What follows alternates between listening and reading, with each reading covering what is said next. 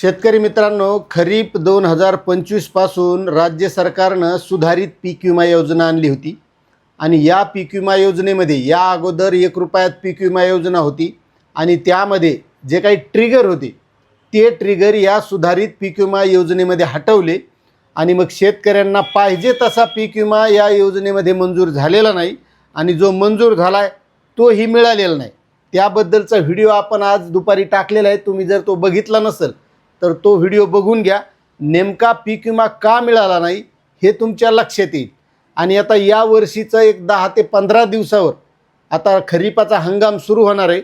मात्र बऱ्याच शेतकऱ्यांना वाटतंय की आता या पीक विमा योजनेमध्ये काही बदल होतात का। जसं आता सुरुवातीला 1 रुपयाची पीक विमा योजना होती, त्यामध्ये ते ट्रिगर होते, मग आता तसे काही बदल होतात का, तर त्याचबद्दलची आपल्याला माहिती या व्हिडिओमधून घ्यायची आहे। त्यामुळे तुम्ही जर चॅनलवर नवीन असताल तर चॅनलला सबस्क्राईब करा आणि या व्हिडिओची लिंक जास्तीत जास्त शेतकऱ्यांपर्यंत शेअर करायला विसरू नका।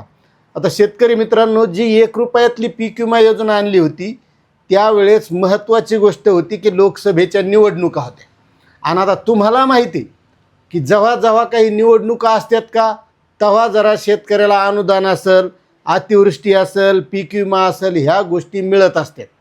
आता तुम्ही पाहिला असेल तर यावर्षी जी अतिवृष्टी झाली त्यावेळेस तात्काळ लगेच शेतकऱ्यांना मदत देण्यात आली, कारण मधात नंतर निवडणुका होत्या, महानगरपालिका, नगरपालिका, जिल्हा परिषदा। आता काही त्या आरक्षणामुळे रखडल्यात ती बाब सोडून द्या, मात्र त्या निवडणुकामुळे शेतकऱ्यांना तात्काळ मदत मिळाली। मात्र आता जो काही खरीप 2025चा पीक विमा आहे आलाय का तुमच्या खात्यात, मंजूर झाला आहे, तो पाहिजे तेवढा झाला नाही, पण जो झाला आहे तो बी आला नाही, आहे का नाही वास्तव परिस्थिती। मग आता शेतकऱ्यांना वाटतं आता या वर्षीचा खरीप 2026 चालू होणार आहे, मग या योजनेमध्ये काही बदल होतात का।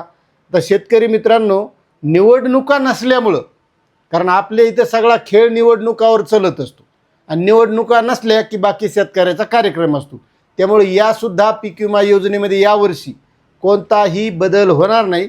त्यासाठी आपल्या राज्याचे कृषी मंत्री दत्तात्रय भरणे यांनी मुख्य सचिवाकडे मागणी केली होती की हवामान घटकामुळे पेरणी न होणे, लावणी, उगवण न होणे, पाऊस पडल्याचा खंड किंवा जे काय हवामानातील प्रतिकूल परिस्थितीमुळे होणारं नुकसान, हे 2 ट्रिगर ॲड करावे अशी त्यांनी मागणी केली होती।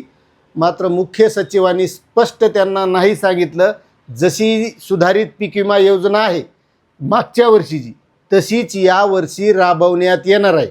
म्हणजे जे 80-110 cup and cap model Beed pattern बस त्याचप्रमाणे असणार आहे। म्हणजे जसं मागच्या वर्षी झालं त्याचप्रमाणे यावर्षी पीक विमा योजना राबवण्यात येणार आहे। ट्रिगर फक्त एकच राहणार, उंबरठा उत्पादनावर आधारित पीक विमा, त्यानंतर 50% उंबरठा उत्पादन आणि 50% तांत्रिक बाबीवरलं उत्पादन, यावरून उत्पादन ठरवले जाणार आणि त्यावरूनच पुढच्या शेतकऱ्यांना पीक विमा देण्याचं नुकसान झालं तर ठरणार। यामध्ये कोणताही बदल होणार नाही असं ॲग्रोवनच्या बातमीमध्ये दिलेलं आहे। आता यावरून तुमचं काय मत आहे नक्कीच कमेंट करा। चॅनलवर नवीन असाल तर सबस्क्राईब करा। धन्यवाद।